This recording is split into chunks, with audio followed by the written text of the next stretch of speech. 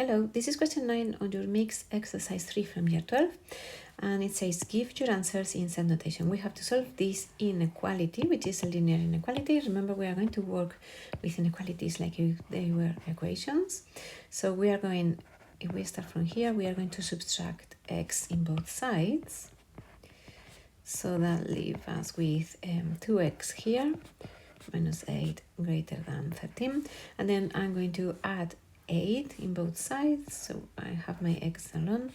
13 plus 8 is 21, and then I'm going to divide by 2, so x must be greater than 21 halves. And that's they say give the answer in set notation. Remember, when we have to give the answer in set notation, we are going to write x column and the curly brackets. Yeah, this is set notation. That means any or it could even write x real numbers, so x any real number such as is greater than 21 halves.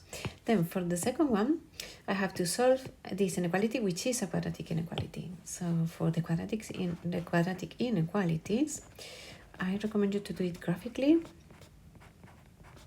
greater than 0. So we are going to represent this quadratic. To represent this quadratic, we are going to factorize it. If we factorize that, we will have x minus 7x plus 2, no?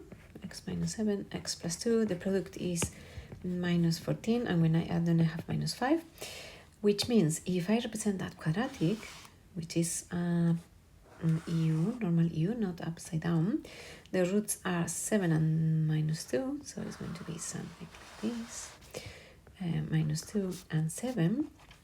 I'm looking for the values of x in which is greater than 0, which it means is above the x-axis. So we are talking about this and this.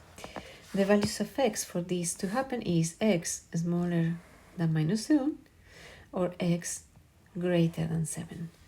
So this is x smaller than minus 2 or x greater than 7, either.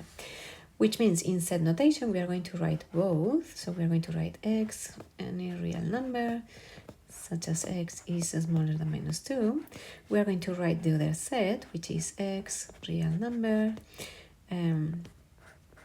greater than 7. And then in between, we are going to write the union symbol. Yeah, remember the sets, and in the Venn diagrams, union means either values here or values here. Yeah, so this is set notation when we write or. This is equivalent to this. Yeah, and that's all with this question.